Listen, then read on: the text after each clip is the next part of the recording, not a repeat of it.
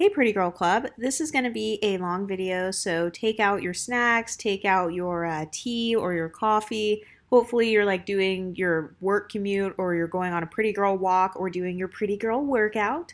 So I'm testing out different lengths of videos for this channel. By the way, if you're new here, I don't recommend watching this as your first video because most of my videos are shorter than what this one is going to be. So be sure to I don't know, browse around the channel and then come back and watch this video. But in this video, I'm going to do a deep dive analysis into what a fluid identity really is, what it means for this community. So mixed race women, this channel is for mixed race black women, so mixed with blackness, or black women who look mixed. So now that the channel is growing, I've got women of all different races and backgrounds on here, but I'm just letting you guys know who my core audience is. But this video was actually inspired by a new content creator that I just came across. Her channel name is All Mixed Up, and I shared her on my community page. Well, by the time this video is up, she will be on my community page, and you guys can go subscribe to her. But it's very important that we, as MLS women, create our own YouTube channels. That's extremely important for us to speak for ourselves. I love doing YouTube, but there is plenty of room on the internet for all of you guys. There's plenty of room for each one of us to talk about our specific mixtures. Some of you guys are Creole, some of you guys are Blasian, some of you guys are Afro-Latinas, some of you guys have a Pacific Islander background, or you guys have Native background. I've got lots of people on this channel who have a Native background. So there are so many nuances to our experiences to the point where I feel like we have so much to talk about, to where I truly do believe that every single one of you guys could start a channel and successfully expand that channel and grow it. I'm not one of those people that cares if somebody copies my, I don't know, copies my intro or thumbnails or outro. I don't care about any of that at all, because I didn't come on YouTube to be famous. I really don't care. I don't even show myself on here. I just came on here to talk my shit and to have fun and make friends, and hopefully this channel continues. By the way, subscribe to my backup channel, Exoticals Unfiltered. But the point of me starting this channel and the point of me continuing to grow it is so that we can have a legit community. I want the MLS space to be a legit niche on YouTube. I want darker skinned mixed women, or darker skinned women who look mixed and have that phenotype kind of like the Glam Twins, to make their own channels and begin to talk about those topics, kind of like Brown Skin Exoticals, like how she does. So I like the fact that we are all starting to come together and really embrace the fluid identities that we have. And also, have you guys noticed how when it came to the story times, all of us had so many overlapping experiences? So many of us have dealt with jealousy, whether it's in the workplace or with friends, or just people trying to invalidate different aspects of our identity, whether it's the way that we physically look. Like some of us have been told we look too black. Even I have been told that before. I have also been told that I can't call this channel Exoticals United because an exotical is someone who is white passing only, not somebody who is black passing or somebody who looks visibly black. And my response is, just like how we can take back the N-word and we get to create it and make it into our own thing as a part of the black culture or whatever, guess what?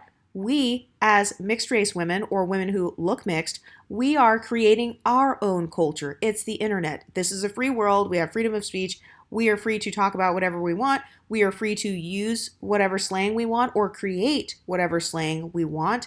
And since there are thousands of us on this channel now, we have been able to successfully create so many slang terms. The term MLS was just kind of a loose term that I came up with because I couldn't think of anything else at the time.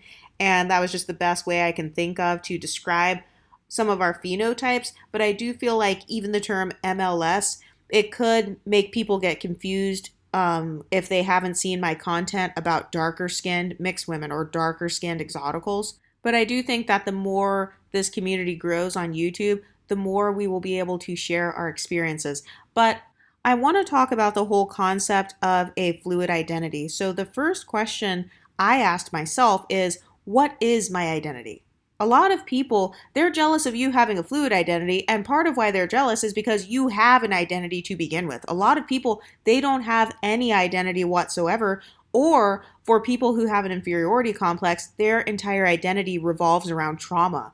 Unfortunately, this is one of my least favorite things about the unambiguous Black community. I don't like how their core identities sometimes revolve around trauma. Their whole identity revolves around racism, or it revolves around police brutality or politics and stuff like that. And I personally do not want to place those things at the core of my identity. I do not want who I am as a person to be defined by racist white people. Like, you know how people say, oh, well, you can call yourself exotical, you can call yourself light skinned, you can call yourself whatever you want, but as soon as you go into the room full of white people, they're going to call you the N word and you're going to get your N word wake up call. And it's like, okay, but I'm not like you. I don't define my identity based on my traumas. So even if I do walk into a room and somebody calls me the N word, I am not going to then make that the core of my identity. Oh, that's who I am. I'm just an N-word. I'm just this. I'm just that. No, I'm not like that. I don't choose to internalize negative things that people say about me. I choose not to internalize inferiority complexes that others project onto me, whether they are Black people or white people. So I really do feel like sometimes in the unambiguous monoracial Black community, both the men and the women, I will say more so the men, more so the Black men, have kind of internalized racism. They have internalized how white people have viewed them in the past, or they internalize talking points and stuff from slavery and they make that their current identity. I don't define myself based on slavery. My mindset and who I am today and how I am operating in this world is not based on slavery. I don't see myself as a slave. Is that a part of my history? Of course. Is that a part of my background? Yes. I acknowledge those parts of my background. You know, I love going to African American museums and stuff like that, but I get to choose what I place at the core of my identity. And I think that the reason that some people get mad or jealous when you are mixed race, or when you look mixed, or when you can easily kind of social engineer in many different situations, the reason they're jealous is because you have an identity that is not based on trauma. You have an identity that's based on positive things, such as maybe you like the way your hair looks, maybe you like the way your face looks, maybe you like your body, or you just like yourself in general, and you don't feel like your Blackness holds you back. I think that a lot of people, if they have an inferiority complex, they do sometimes have a mindset of, okay, my Blackness holds me back, or my hair texture holds me back, or XYZ holds me back. And this is why on my channel, I do have some controversial views.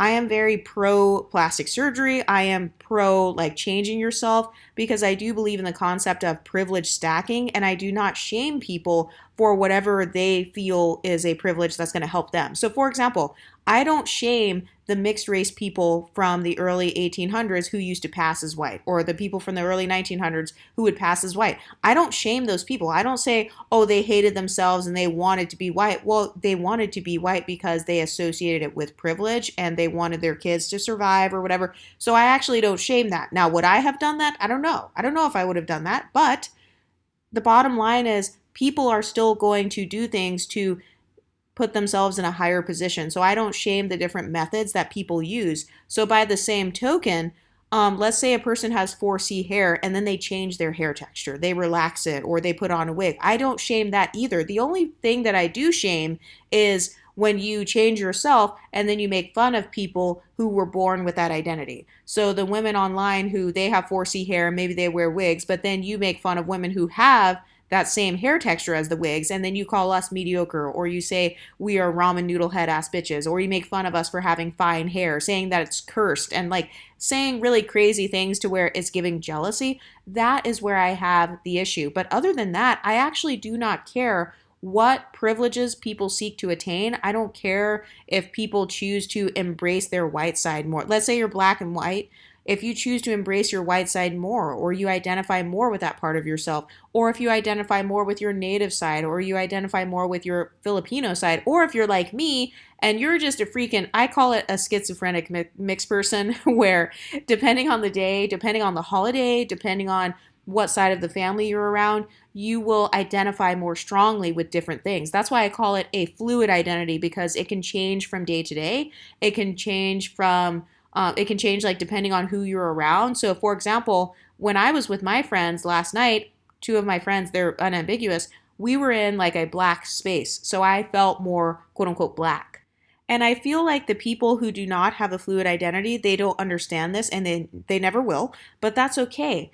Because the benefit of a fluid identity is you get to decide where you want to flow. I guess I kind of think of it like your identity is like a river and you get to decide which ocean you want to flow into. The Pacific Ocean, the Atlantic Ocean, you know what I mean? So, and let's imagine that each different ocean represents a different culture or a different socioeconomic status or different belief systems. You get to decide what pieces you want to take from each culture. And it's even more exciting because those countries, like those beautiful countries or those people from those countries that helped create you, that's actually in your DNA. So that makes you more excited, or at least in my case, it made me more excited to eat Italian food because I knew, oh, I've got a little bit of Italian admixture in my DNA, or like going to a St. Patrick's Day parade because I was like, oh yeah, I do have a little bit of Irish admixture in my DNA to the point where people can see it or they have asked me questions about it. So the reason that I promote having a fluid identity is because number one, it's going to help break you out of having that inferiority complex or an identity that's based on trauma. Because think about it, if you ask someone who has the Black experience, if you ask them, hey, what is the Black experience? What does it mean to be a Black woman? Oftentimes, or what does it mean to be a Black man? Oftentimes, people are going to start naming traumas. They're going to say, it means you experience racism. It means you experience police brutality. It means that you have to work twice as hard to get half as much. It means that you have to, colorism, texturism, featureism. You're going to get picked last. It means that nobody's going to want to date you. And over here on the Exoticals United YouTube channel, regardless of complexion or phenotype, we choose to center our identities around something else. And for me, as a person who loves psychology and sociology, I actually embed a lot of subliminal messaging into my content with like my intros and outros. I try to subliminally help to brainwash people in a positive direction to help break their identity from inferiority. So the way that I did that on this channel was, for example, when I first started it, I was like, hello, my beautiful yellow bone, red bone. And then I named all of the different skin tones and I called them all beautiful to try to help break you out of the mindset that your skin tone is ugly, regardless of what your skin tone is. That's why I put that intro in there. And then like at the end, when I say stay pretty, ladies, that is another subconscious programming phrase that I use to remind you that you are already beautiful and just stay pretty, whatever that means to you. So a lot of people don't realize that the type of content they watch online, especially if it is content that is focused on identity. So if it's talking about being a Black woman or being a woman in general or anything that you personally identify with, I do think that you have to be careful, or at least for me, I've had to be careful because I know that when I started watching a lot of super pro-Black content, it actually made me more insecure with my Blackness. It made me more like, wait a minute, okay, so everyone's against me? Okay, so like Black men are trash, and then I have to divest, and then I have to like, okay, so nobody is gonna like me because I'm not white, okay, so I'm not white enough. So I started having all of these kind of racing thoughts that were more negative because of the content that I watched. And so the goal with this content is actually to help break you out of that cycle. It's to help you realize, wait a minute, no, I'm beautiful. And it's also to help you have autonomy over your identity. You cannot have a fluid identity if you don't start off with having autonomy over your identity. Having autonomy means, no, I get to decide to call myself whatever nickname I see fit. So guess what? Racist white people may call me ugly. They may call me monkey. They might call me gorilla or whatever racist names, but I choose to call myself a beautiful butter pecan goddess. I choose to call myself caramel Creole or whatever name you make up for yourself. And that's why I even went as far as encouraging you guys to create YouTube accounts and to create your own pages and your own like avatars and everything where you name yourself a positive term of endearment nickname and where you describe your phenotype, so describe your skin tone and your hair texture as something beautiful, like as a beautiful name. And then I see all these pretty names on the comment section. So then that also helps other women who find this channel. They will see women who look like them or women with a similar mixture to them. They'll see all of you guys like, oh wow, she calls herself Caramel Princess. She doesn't call herself not that light skin, so-and-so looks better than you. Oh, you're mediocre. No, she calls herself Caramel Princess or Caramel Creole or Chocolate Haitian Woman, or I don't know, I'm just trying to think of random names. But that is a part of having a fluid identity actually. At the base of it, in my opinion, it's really based on having autonomy as the first step. So you get to decide how you identify yourself. And also, for the people who are multiracial and multicultural, it is normal for your own siblings and family members to identify themselves differently. It's their body. They can call it by whatever nickname they want. Some of you guys have come on here and you're like, "Oh, well, I'm MGM, and my brother or my cousins, they don't call themselves MGM. They just call themselves black or unambiguous." Okay, well, that's their business. If they want to identify as black only, or if your family members are biracials who only want to identify as black, you actually cannot police them. You cannot force someone to think a certain way, but also you have a choice whether or not you want to allow them to influence you. So for me personally, just because my brother identifies more with his black side or his blackness, that doesn't mean that I have to take on the same identity as my brother. I personally try to identify with everything equally, or I try to kind of balance out my identity as best as I can.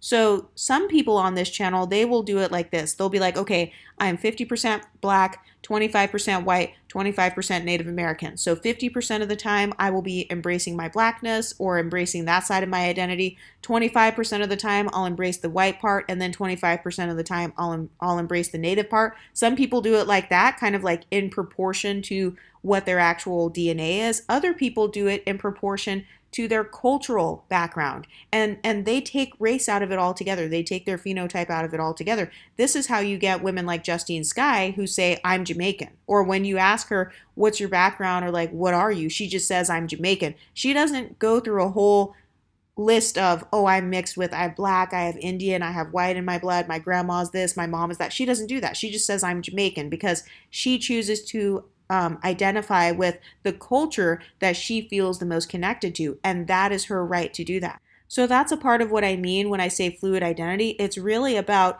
having autonomy and you having the choice. It's such a powerful feeling to have the choice for yourself to say, "Wait a minute. Okay, let me just take out what everybody else says for one moment. What do I identify as the most? And like, what is in my DNA and my phenotype that I've always wanted to identify with, but I've always felt scared to say it out loud?" So I know that for a lot of people who are lighter skinned, the L word, you don't really feel comfortable calling yourself light skinned or calling yourself mulatto or calling yourself biracial or mixed or whatever, because so many people have told you that that's racist or you think you're better and that's why you're calling yourself that. But here on this channel, we actually understand psychology and sociology. So it's not about thinking you're better. This is about simply affirming the identity that you actually have. It's about affirming your DNA. It's about affirming who your family is, or showing honor to your actual family members, to your mother, your grandmother, or the people that you love so much, and the people who influence you the most, the people who you feel are a part of you.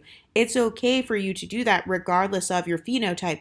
I've heard other people say, "Oh, well, I don't look like my people, so I don't look like my Native American side. I don't look like a white person." Okay, well, neither do I. As the content creator, I do not look like a white woman. I personally don't feel like I look like the average phenotypical Latin American woman either. But I have not allowed stereotypes to stop me from embracing my actual DNA and from embracing who my family members are. And remember, we will never be able to change the stereotypes if we stay hidden. So if dark-skinned mixed people stay in the background, then you're going to forever be in the background. You know what I mean? Or like if lighter-skinned monoracials forever stay in the background, or if you never talk about your experience as a monoracial lighter-skinned person, then you're going to keep on being in the background because you're not standing up for yourself and saying, "Hey, wait, I exist and this is my experience and there are thousands of others like me." So the first step to having a fluid identity is having autonomy, taking authority over your own body, taking authority over your own DNA and saying, "Wait a minute, no, you don't get to call my DNA whatever nickname you want to call it. You don't get to just call me a mutt and walk away and then I have to take that on as my identity. No, I can call myself whatever name I feel best accurately or most accurately describes my DNA.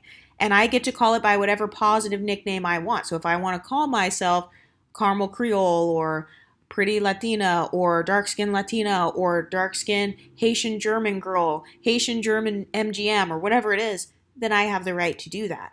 I've noticed that a lot of times when people argue with your identity, they're only arguing with you about it because they are threatened by it. They've never seen a dark skinned mixed Haitian German girl before. So you're already breaking their stereotypes in their mind. So they're just threatened by it. And I also would call it being prejudiced as well. They prejudged you because of your skin tone or because of your phenotype. And so in their mind, they think you can't be part German, you can't be this, you can't be that. But it's like, no, if it's in your DNA and that's who your parents or grandparents are, yeah, actually you can be that. Just like how there can be white passing mixed race people or MGMs. There are white passing MGMs. Guess what there also are? Black passing MGMs. By the way, when I use the term MGM, I mean multi-generationally mixed. That's kind of more of a slang term that I actually got from YouTube. I didn't make that up. But from my understanding, it really just means the mixture goes throughout the generations. I consider myself to be technically an MGM because my background is Black, white, Latin American. So I have some indigenous admixture in there. So I consider that to be MGM because a lot of Latin American people have multi-generational mixing of European and indigenous in my family. So yeah.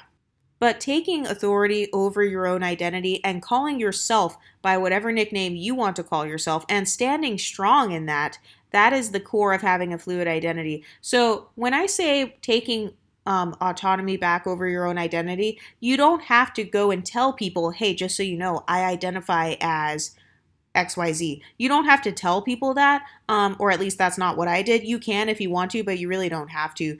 Part of the way that I did it was I didn't go to my enemies or people who were like rude to me and say, no, actually, I'm this. No, I just told myself in my own mind, like, okay, no, she can call other people whatever she wants and she can talk crap about other light skinned people, but deep down inside, this is how I view myself.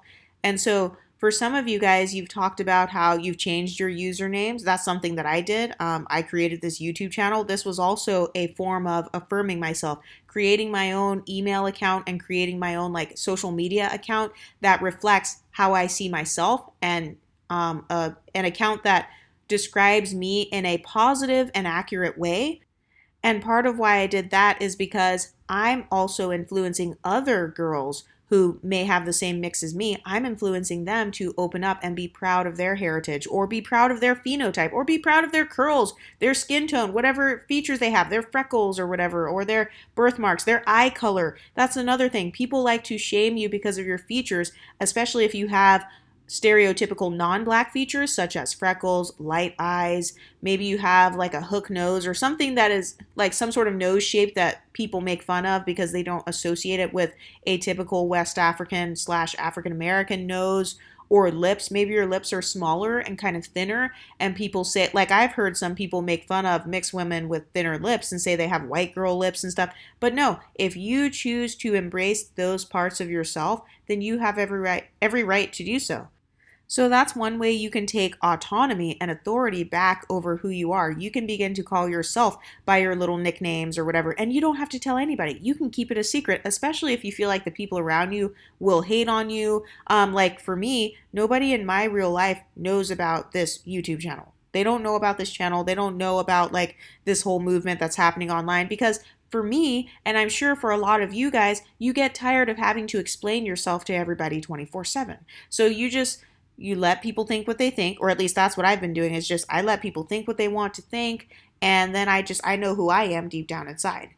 So that's one way that I've taken authority over my identity. Another way that I've been able to kind of take back my independence and autonomy when it comes to how I view myself is with my phenotype nickname. So I've seen a lot of people where they don't want you to describe yourself as light skinned or I don't know, some sort of nickname like peanut butter, caramel, butterscotch, toffee, butter pecan. They don't want you to be able to control your own self-perception, but that's actually the first step if you ever want to have a fluid identity. You have to be able to control your own self-perception and you have to be able to have a mindset of, no, this is who I am and I embrace, my peanut butter skin tone or my beige skin tone, my golden skin tone. And also you can practice like what nicknames you like. I know that for me with my particular skin tone, I like to kind of play around in my mind like, okay, how would I describe my skin? Because I don't like using super common terms. I don't know why. I'm just kind of like, oh no, I want to have like a cool, like unique term that I call myself.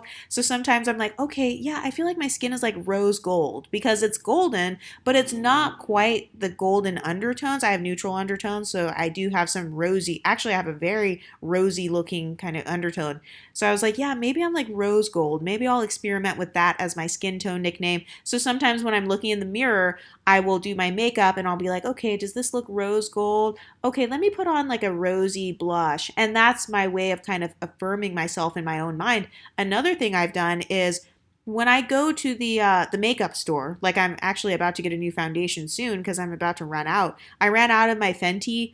I ran out of the Fenty 300 and the Fenty 310. I'm probably going to try Fenty 330 next because I feel like I can probably get away with that one too. Sometimes I like to look bright, and sometimes I like my foundation to look darker. So I like to try out with like a lot of different shades. But part of how I actually embraced my particular skin tone shade is when I'm in the makeup store, I don't automatically try to go for the tannest shade anymore. That's something that I used to do in the past because I was so scared of being accused of, oh, she's trying to look light. Oh, she's trying to like look as bright as possible. She doesn't want to contour because she's trying to make sure she looks really light skinned.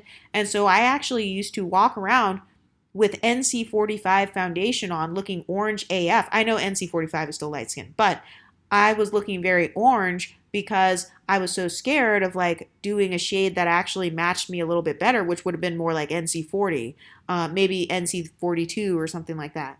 So that was another way that I was able to get a grip on my own identity as opposed to constantly looking externally to see like, hey, what do you think of my skin tone? What do you think of my racial background? What do you think of my hair texture? No, I started experimenting myself, like with foundation. When it came to skin tone, I would say, okay, how bright can I go? In terms of foundation, how bright of a foundation can I wear on my face without color correcting, without like having to do anything to make it look darker or lighter? What's the brightest shade I can get away with and what's the darkest shade I can get away with? Okay, so that is my skin tone range that I choose to identify with, and it's nobody else's business. I don't have to ask anybody else, what do you think of this foundation? Do you think my skin tone is this? Oh, well, my arms and legs get darker in the summer and then they get discolored and then I get really pale in the winter. No, I don't choose to have kind of this mental circus going on with something as simple as my phenotype. I just give myself a general nickname like, okay, I'm kind of like a golden beigey or like a deep beige, kind of like a tan. I like using the term tan usually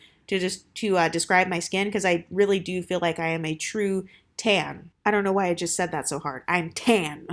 But anyway, that's one thing you can do is when it comes to foundation, you can go in there yourself and just test out the foundations, or you can get the samples from Sephora, get a brighter sample and get a darker sample. I would recommend not going to somebody who has a similar skin tone to you because sometimes people with a similar tone to you, they might try to project their own skin tone onto you and say, oh no, you have to go darker. Oh no, you have to go more red. And it's like, no, I'm living with myself every single day. I look at myself in the mirror every single day. You're a literal stranger. You don't even know me. Like, no, you can't tell me what I should put on my face. So what I've done is I'll just go into the makeup store and I pick out my own shade as opposed to allowing others to influence me. And that was how I found my best foundation shades. All of my best foundation shades that I've ever worn have been the shades that I picked out myself. A makeup person didn't pick it out. No, I just picked it out. Or maybe I would like take pictures of myself, or even in the Discord, if you're in the Patreon, we have a Discord as well. And so we have a thing in there called Match My Skin Tone. So I have like this color picker app, and a lot of the other girls have it too. And it just tells you exactly what color it is. So you can put in a picture of yourself and it'll tell you, hey, this color, like it's not judging you. It doesn't even know. The app does not know that there is a face on there, but you just zoom into your own skin tone and then it says, hey, this is the color of tumbleweed. This is the color of sand. This is the color of peach. And it tells you your exact skin tone. It has no biases. It's not comparing your skin to anybody else's. It's literally giving you a color name. And that can actually help you to not be so delusional about your phenotype because I have noticed that a lot of MLS people in general, a lot of us multiracials, dark skinned multiracials, light skinned people, monoracials, we tend to have almost like this body dysmorphia when it comes to our phenotype because we have allowed so many other voices to tell us what we look like or to tell us this is your phenotype or this is your hair texture. I'm going to get into hair texture in a second, but yeah, with skin tone, the way that I embraced it was I just started picking out my own shades. And especially once I kind of analyzed my own color and I did like a color analysis, I would be like, oh, okay, so I look good with like peachy tones. Okay, so like yellow. So the mustard yellow isn't my correct yellow. The right yellow that I'm supposed to be wearing is more of like that pastel colored yellow. Okay, so I was able to kind of analyze and get to know my own skin. So that's a core part of having a fluid identity. It's taking autonomy and taking your power back with your identity. It's getting to know yourself, getting to know your skin tone so that nobody can tell you, oh no, actually you're XYZ skin tone. It's like, no, I'm not. I've color matched myself with over 75 different foundations. No, I am, most of my foundation colors are called tan, or they're called sand, or they're called beige, deep tan, tan sand, sandy beige, sandy tan. I know what color my skin tone is now, whereas before I would be like, oh, maybe I'm this, maybe I'm that. No, I just took back my power. But another part of having a fluid identity is when it comes to hair texture, same thing, taking back the authority and identity over your own hair texture. Also, by the way, skin tone and hair texture, both of those things can be changed. So that's another reason why I'm not a big fan of allowing other people to constantly determine your identity because your skin tone can change. It can get darker, you can get brighter. Same thing with hair texture. Depending on the products you use or depending on like if you relax it, if you color your hair, the chemicals can change your texture. Or even if you like get pregnant or have babies and all that. I've heard of people's hair textures changing. You are the only one who is with your hair texture and your skin tone every single day. So, who is a better judge than yourself? Or at least that's the way that I started to think of it. I'm like, wait, no, I am the best judge. So instead of forcing my hair into being, oh, it must be a 3C, it must be a 4A. Like I remember constantly like going back and forth with like what my hair texture was because I would see all of these different hair gurus and then other people would try to say, oh no, so and so her hair texture is actually a 4A, even though it looks like a 3B, it's a 4A because if her hair was dry and she never put moisturizer on it, and if she just let it air dry and put nothing on it, her hair would look more like a 4A. So then I was like, okay, so which one is it? Like what determines your hair texture? Is it when your hair is wet? Is it when it's dry? Is it when it has no chemicals? Like what if you wear your hair wet all the time? What if you wear your hair more stretched out all the time? Does that affect anything? So I was tired of going through the constant confusion of allowing other people to determine what my hair texture is. So when it came to hair texture, I just started testing out the products on my own or testing out the hair care regimen of 3B, the hair care regimen of 3A. And I realized that the 3A to B, those hair care regimens worked the best on my hair. So then that was when I determined, okay, I must be like a 3B at best then because 3C was a little bit more curly than my hair and some of the products were like a little bit too heavy, and 4A and stuff, the products were way too heavy. And so I determined my own hair texture as opposed to constantly allowing other people to kind of determine my hair texture because another thing about the whole fluid identity thing is if you don't have a strong sense of identity, if someone disagrees with your identity, that can be something that is like either hurtful or it can be something that comes off as like it could make you question yourself. And so I got tired of that experience. I got tired of different people telling me different things 24/7 and then being confused about my own identity. Like, wait, what's my skin tone? What's my hair texture? I have no idea.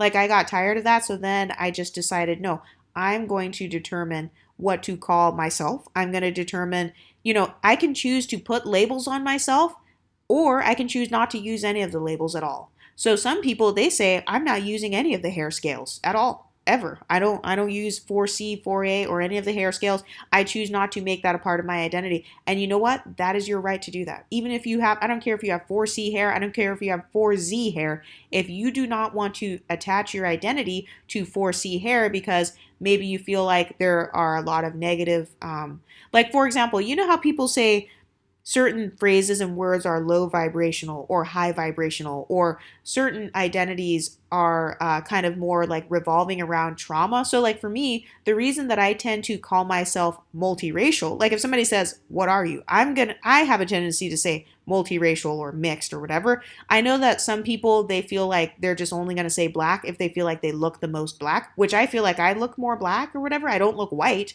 But the reason that I tend to use the term multiracial is because that's the most accurate. That's the most accurate in terms of DNA, and also that is what I personally identify with the most. When it comes to just only saying black, I personally do not feel like my actual experience and my actual identity and phenotype fits with the average quote unquote black woman. And I'm not saying it in a negative way or anything, but I have to be honest, I do not have some of the same traumas, I guess, as a lot of unambiguous black women. I've never experienced colorism. I've never experienced texturism. Well, unless you consider being called not that. Okay, actually, let me take that back. I have experienced colorism slash texturism, but I've only experienced those things in context with mixed race people. So, for example, anytime somebody has tried to say to me, "You're not that light skinned," it's because they are trying to compare me to another mixed race light skinned person. So, in context of the mixed race, yes, you could say I've experienced those things. But in context of unambiguous blackness, no, I've not. I do not have the same experiences. So, why would I attach myself to an identity where I don't even share the experiences? The type of colorism that unambiguous black women face is different than the type of colorism that mixed women face. So when unambiguous black women experience colorism, it tends to usually be at the hands of unambiguous black men, I've noticed, and then usually the person is kind of favoring a lighter skinned unambiguous person or a lighter skinned monoracial or maybe a mixed race person. But the type of colorism that is experienced in the mixed race community, I would say it could be different. So for example, people judge you based on the lightness of your skin, like in a negative way.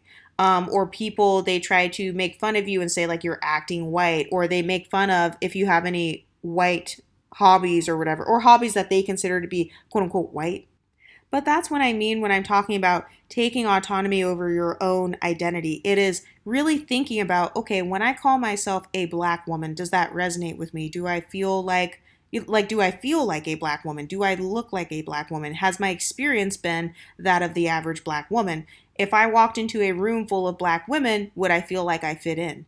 Or do I feel like I fit in more if I walk into a room full of mixed women, whether they are multi-generationally mixed, whether they are biracial, whether they are triracial, quadracial, or whatever phrases you guys like to use?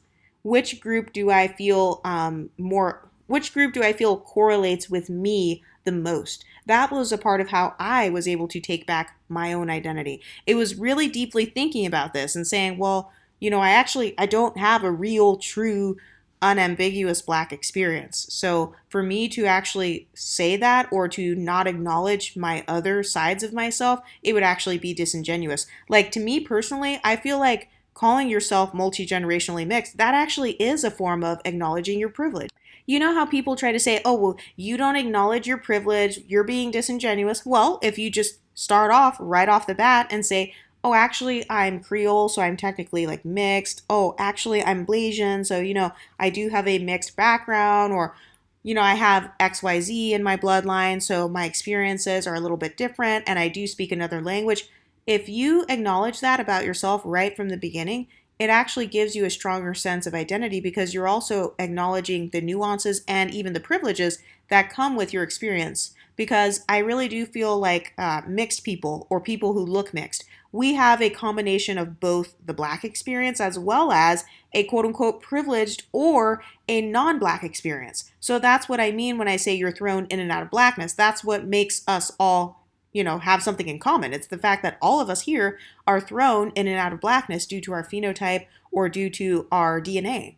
And so that's not the average unambiguous experience. An unambiguous black woman can be welcomed in a room full of other unambiguous black women, whereas if you're an MLS woman, if you are mixed or if you look mixed, then you are in a situation where some people automatically don't trust you just because you look mixed. So as far as traumas go, that I've experienced, that is one of the core traumas that I've experienced, as opposed to the core traumas of unambiguous Black women.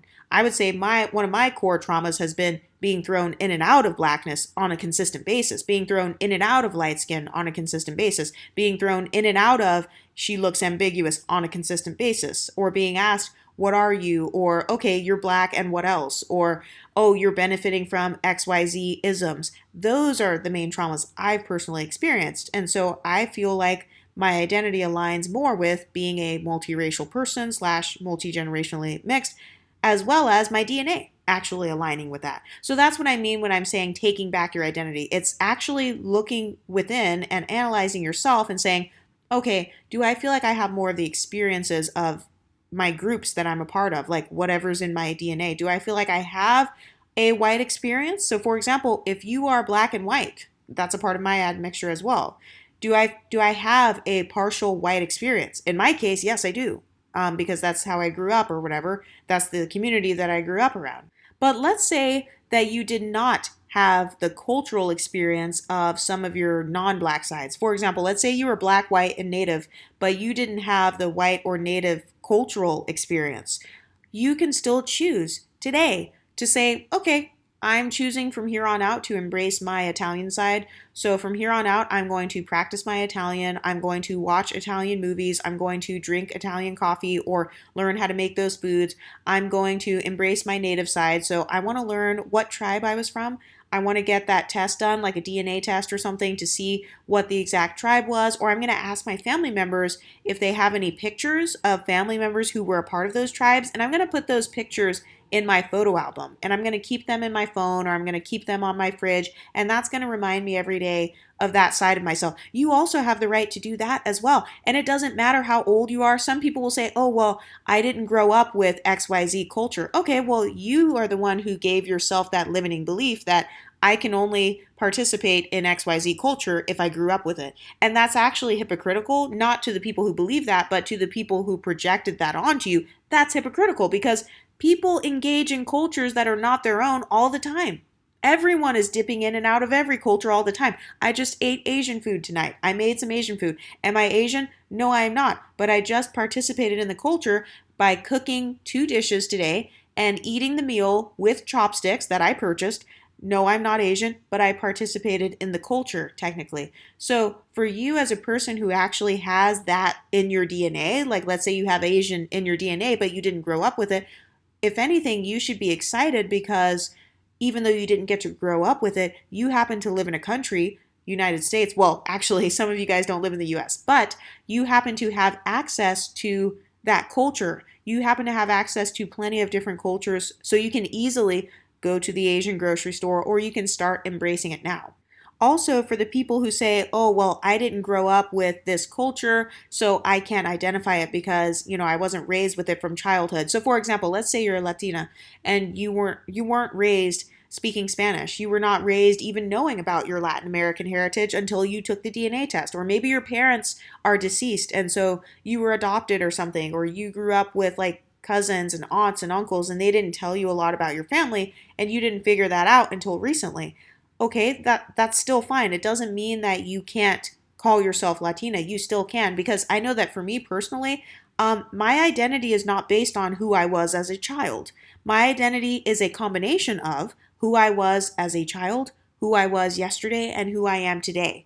And it's also a combination of who I will be and who I am becoming for my future. So I don't base my whole identity on the past. So when people say I didn't grow up with XYZ culture, so I don't feel comfortable calling myself Black and Asian because, I can't speak Chinese. Okay, but do you base your whole identity on your past? Or do you base your identity on a combination of my past, my present, and who I plan to be in the future? So in my past, I wasn't raised with this culture. In the present, I am embracing this culture. And in the future, I will be much more familiar with this culture. That's the way that I see it when it comes to fluid identity. It is about having the power to make a choice. Or for those of you who say, I don't look like my mix, I don't look like my people, I don't look white, or I'm a darker skinned MGM person. Again, I have the same response. Does your whole identity only revolve around how you look? Why is your identity only centered on my skin tone, my blackness, my lips, my nose? Is that all that defines you as a human being? No, my identity doesn't revolve only around how I look.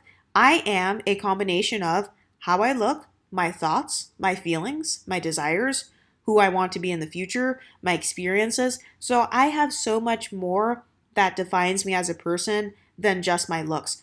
I do not look like a white girl. I do not look like I don't look like a fully indigenous Latin American girl. But guess what? I get to still embrace those parts of me as a part of my identity because number one, that's in my DNA. So I'm not going to deny my own mother, I'm not going to deny my own mom's side of the family. But also, I'm not defined just based on what my skin color is or what my facial features are, how big my lips are, how quote unquote nappy or how silky my hair is. No, those are not the only things that define me. So again, when it comes to taking your autonomy back, taking your power back with your identity, you get to decide what defines me the most. What do I center around my identity, or what do I center my identity around? I talk about decentering men, and some of you guys have asked, okay, so what do you put at the center? You get to decide that. And that's the beauty of this community. You get to decide what you center your racial identity around, or your ethnic identity around, your phenotype identity. You get to decide what you center it around. So whatever you feel most accurately describes who you are, that's what you get to call yourself. No, it's not what other people stereotype you as. No, it's not what a racist police officer says. I do not define my identity based on racist police officers. That's one of the most idiotic talking points I've ever heard in my life. When people are like, oh, well, the KKK still sees you as this. The racist police officers are still going to kill you. Okay, I don't base my identity on racist police officers and KKK members, for God's sakes. That's like saying, oh, well, you should hate yourself if you're fat because fat-phobic people don't like you. It's like, no, if somebody wants to be fat and have confidence, they can still be fat and have confidence. And they can still call themselves a baddie or say they have an hourglass shape if that's their actual shape. Who cares if it's bigger than normal? Who cares if somebody thinks that their shape is ugly? So the same thing goes for your identity. But once you have embraced kind of the core of your identity and once you have decided what you want to define yourself based on, so like for me personally, I don't base myself only on my childhood. In my childhood, I was raised as a mulatta, black, white, and that was it because my family, they did not talk about the Latin American side. They, long story short, they did not embrace that side. So I was raised as black/white. But as an adult, once we all took the DNA test as like as a final confirmation, and then we discovered the truth, which I kind of already knew anyway, then I decided, okay, from this point forward, I am going to embrace the Latin American heritage that is in my bloodline. Who cares if I did not grow up with that as a main part of my upbringing? Who cares if that part of me was suppressed, or if my parents chose to suppress that, or my grandparents, or whoever? Because for some of us, actually for a lot of us, your own parents may be suppressing their identities, or they suppress their white side or their black side. But guess what? Just because my parents and grandparents decided to suppress that, that doesn't mean that I have to do that. I don't have to suppress that. I can choose to be proud of, or I can choose to not be proud of. For some of us, you do suppress your white side. Like for those of you who say, oh, so-and-so got R-worded and that's why that's in my bloodline. I don't believe that all black-white MGMs are only the product of R-wording, like slave grape. I do not believe that. But for those of you who maybe you have a lot of trauma around your white side or whatever, that's why I said I don't identity police, because if somebody is black and white and they only identify with their blackness, there's a reason why. And it is not my job to ask them and question them, well, why don't you call yourself this? You can't call yourself black. You need to call yourself this. Well, why don't you embrace that other side of yourself? No, everybody has their own journey. Everyone has their own mental health journey. And everybody has their own like grieving process or their own process of either embracing or rejecting their identity. So just because they hate their white side or they hate their black side, that doesn't mean I have to hate any of my sides. I choose to love all sides of myself. I don't choose to hate any part of myself. I don't care where the blood came from. It's a part of me now. So guess what? Just like how you can take back words, just like how you took back the N-word and made it into something positive, a word that people used to be racist against you when they called you the N-word and stuff and when they enslaved everyone. Okay, guess what? I can take back my quote-unquote slave blood, Like, for example, if that's what you have, or if that's where your whiteness comes from, or whatever, you can take that back and say, wait a minute, what this, what the devil meant for evil or whatever, I can use it for good. For those of you who are spiritual, you get to take that back if you want to, and you can say, no, I choose not to hate that part of myself. I choose to embrace that side of myself. And guess what? I'm going to flip it around and make it positive and make it work for me in life. And I'm going to use that side of myself to have a fluid identity so that I can social climb. And then I can go back and buy the plantation house. Now I'm so wealthy because of my fluid identity. I went back and I bought up the house that my family used to be enslaved in back in the early 1800s. And now I'm a wealthy landowner. Like, there are so many different ways that you can flip things that used to be negative and you can turn it into something positive for yourself. But another aspect of the fluid identity is cultural fluidity. So being able to dip in and out of whatever culture you want. And honestly, I think this is really the fun part. So once you've embraced your skin tone, your hair texture, eye color, and all of your features, you can then decide for yourself, okay, what culture do I want to engage in today? So for example, sometimes you can change your beauty standards. Like, I know that for me, I actually have a fluid beauty standard for myself. So you guys know my background is Black, white, Latin American, and I choose to dip in and out of each beauty standard. Like, okay, today I want to look more black and white. Okay, today I want to look more Latina. Okay, today I want to look more monoracial African American. So I will do different hairstyles or different makeup styles and different clothing styles that fit the trends of those cultures, and that helps me to connect with it. But I also get to test out, okay, which beauty standard do I want to meet today? Do I want to look like a baddie, like a Nigerian baddie, because that's a part of where my African bloodline is. I'm African American, but on the DNA, it's like Nigerian, Ghanaian, and a bunch of other stuff. So it's like, okay, do I want to look more like that today, or do I want to look more like a Latina today? And guess what? It's your body, it's your hair texture. By the way, some people, they try to shame mixed women in particular when we color our hair. Like, let's say you get hair highlights, let's say you perm your hair. A lot of people like to shame us and they automatically accuse us of trying to be white. In my opinion, it is not trying to be white, especially if you already have that in your DNA. It's like, no, she's already part white. Now you just can see it more because she happened to get some highlights. If all it takes is hair highlights or a perm for you to look more white, then that means that you probably already had that in your DNA anyway. You already looked like you had that in your DNA. It's just that the different fashion styles and hairstyles brought that look out a little bit more.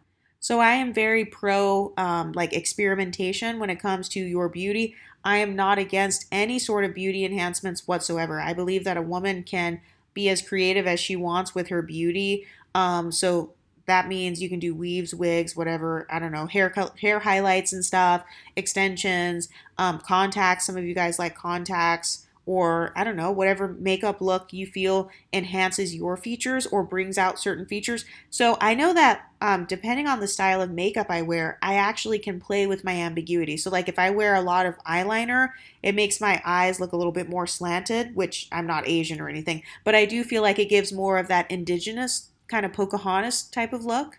So I get to play around with that if I want to. You know why? Because number one, it's my body. I can do what I want. And number two, it's actually in my DNA. So wearing those makeup styles can help me to connect with that side of my culture. Some of you guys are on this channel like, oh, I don't look like my people. And it's like, well, have you ever even tried to look like your people? No, you probably haven't. Like, have you ever even tried to do whatever the tribal makeup was that they did? Or I don't know, whatever their beauty tips were. Have you ever even tried? A lot of people will say, I don't look like my DNA, but they've never even tried to embrace that culture. They've never tried to wear the makeup styles that the people in that culture wear.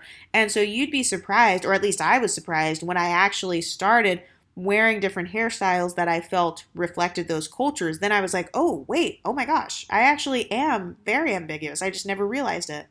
And then for some people, when it comes to beauty, some people will even change certain aspects of themselves to reflect their other cultures. So some women, for example, if they are mixed race, black and white, or if they're black and white MGMs who are white passing, I've seen some of them get lip fillers because they feel like with fuller lips, it makes them look more like their African American side.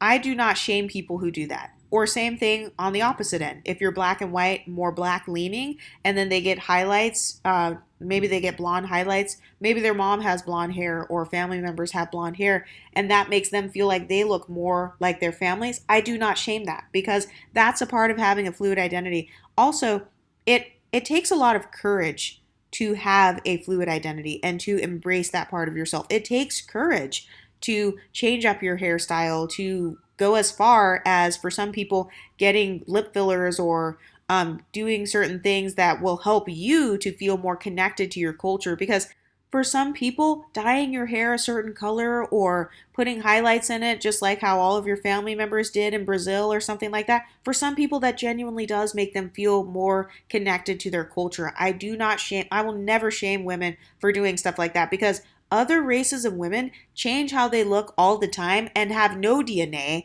of the people they're trying to look like, and they get away with it and they get praised for it. And they will increase their pretty privilege and have a fluid identity without even having the DNA. So my thing is, if everybody else can do it, why can't we do it? And also, who better to do it than the people who actually already look like those people or the people who actually have the DNA of that people group? I personally have experimented with blonde wigs. I've experimented with brown wigs. I've experimented with like pretty much every hair color, every hair texture for the most part, as long as it kind of looks natural and blends with my hair texture. But yeah, depending on my hair color, I definitely lean more one way versus the other. Like if I have black hair and it's straight, then I tend to look more like a quote unquote light skin black, whatever that means. And then if my hair is curly, I look more like, I guess you could say Afro Latina or more like Latina in general. And then if my hair is blonde or has any highlights whatsoever, it's giving black and white. And it kind of erases the Latin American side a little bit, in my opinion.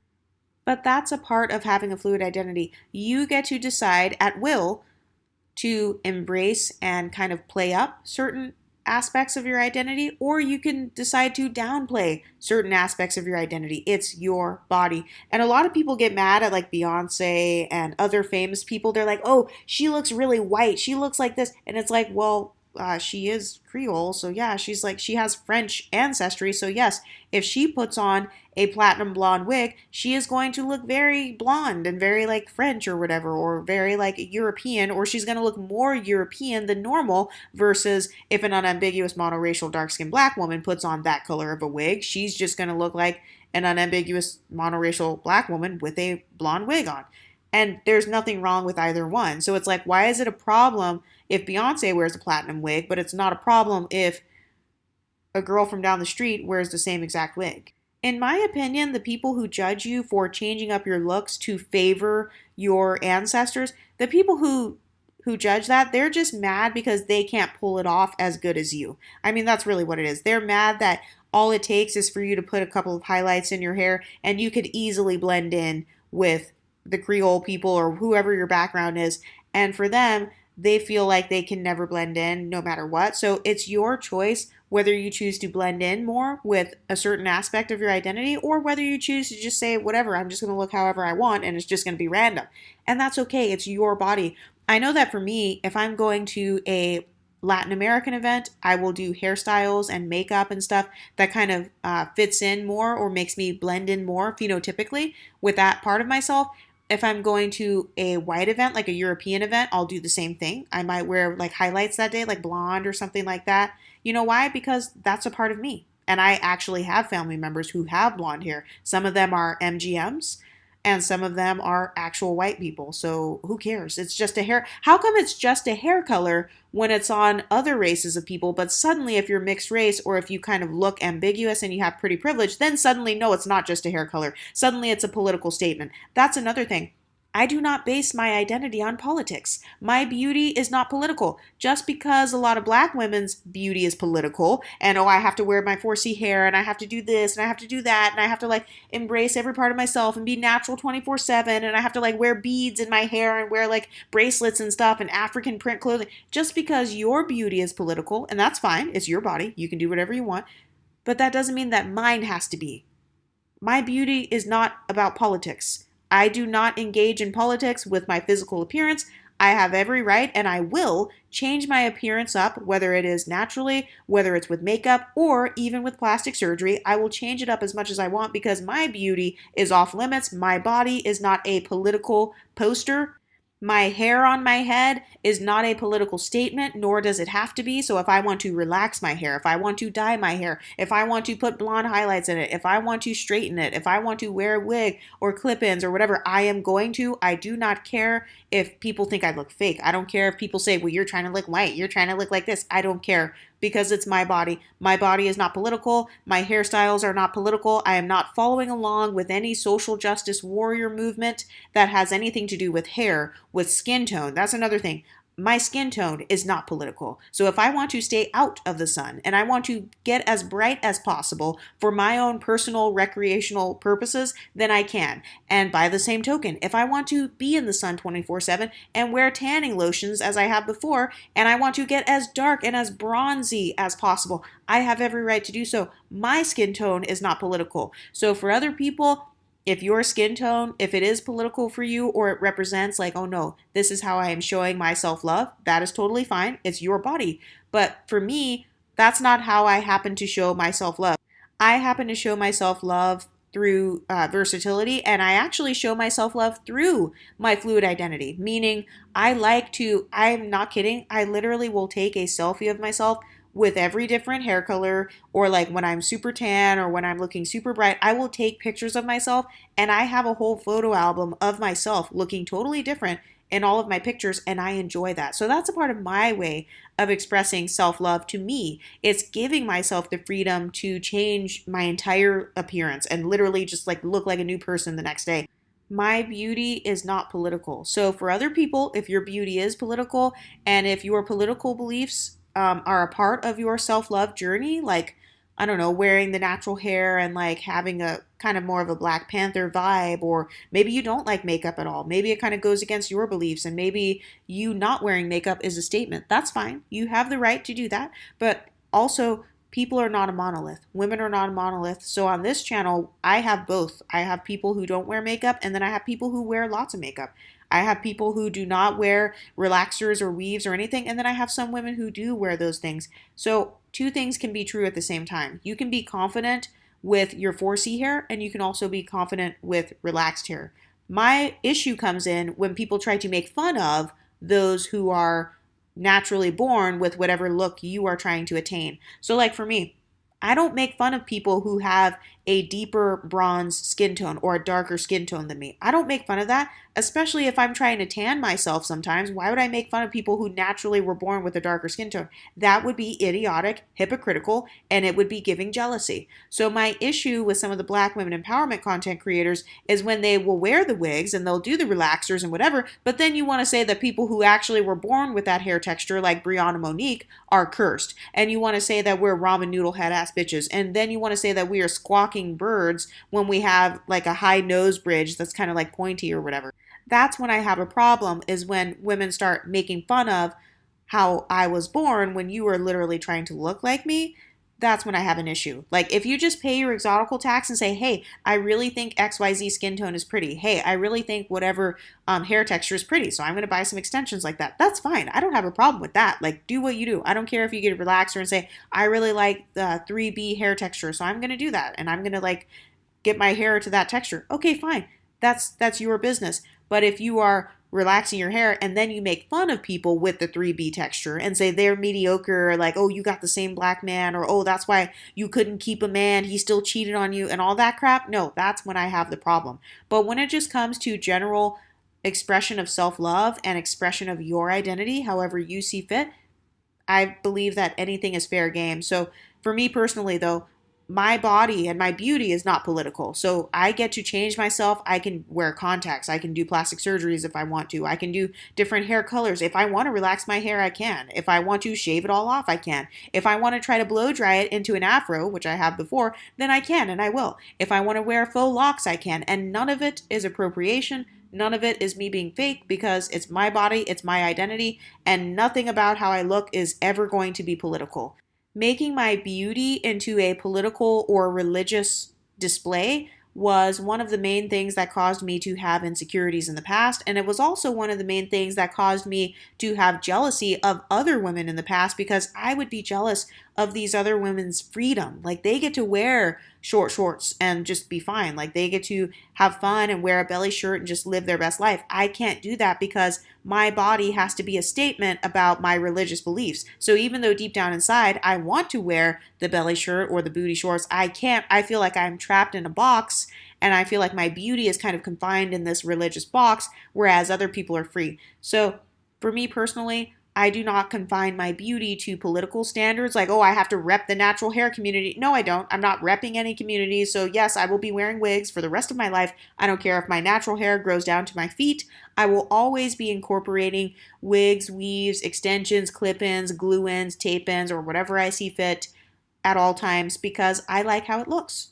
So no, I don't have to rep the natural hair movement. I don't have to rep the natural beauty movement, like, oh, I've never had any surgeries, or, I'll never get a facelift, or I can't do that because that looks too fake. Nope, I don't care. My beauty gets to be as real as I want it to be, or as fake as I want it to be. That is a part of my personal fluid identity. It is being able to utilize fake beauty to connect me to my actual identity. So when I say using fake beauty, I mean, for example, when I wear the highlights, like the blonde highlights and stuff, I really do feel more connected to my quote unquote white side and to my Latin side, because a lot of people from those communities wear kind of the color melt, like the blonde color melt and stuff. And also it happens to look good with my tan skin tone as well. So no, I don't feel like I'm betraying my blackness when I wear blonde highlights. For some people they do though, and that's okay. If you want your hair to be a part of your political statement, or you want your hair to bring you solidarity with blackness and stuff, or your skin, or your facial features and all that, then I get it. That's totally fine. But for me personally, I like to use beauty enhancements as a part of my fluid identity journey, I guess. And I like it. I like how I feel when I do it. I like testing out all of the different looks on me. I like trying the new trends and stuff, and it's fun. Another part of the fluid identity is having the courage to talk about it with your non-black sides, or with people who, okay, for example, if you didn't grow up with a certain part of yourself, like feeling comfortable talking about that part of yourself with someone else from that ethnicity. So let's say you're black and white and you only grew up with the black culture. I do believe that a part of having a fluid identity is being able to embrace your white side as well, and to not stereotype all white people as being bad or racist or as rape blood or whatever, or I'm a Neanderthal and all that crap. So a part of having a fluid identity is you do want to be able to talk about that side of yourself with people from that community. So let's say you are black and Irish. Okay, well, can you talk to an Irish guy at work about how that's a part of your background? I do believe that it takes courage to be able to embrace yourself that much, to the point where you can connect with people, because that's where the whole social climbing part of it comes in. That's also where, like, if you want to date or something, let's say you want to date somebody outside of your norm, and maybe you want to start dating Irish guys. I don't know. I'm just kind of making up scenarios in my head.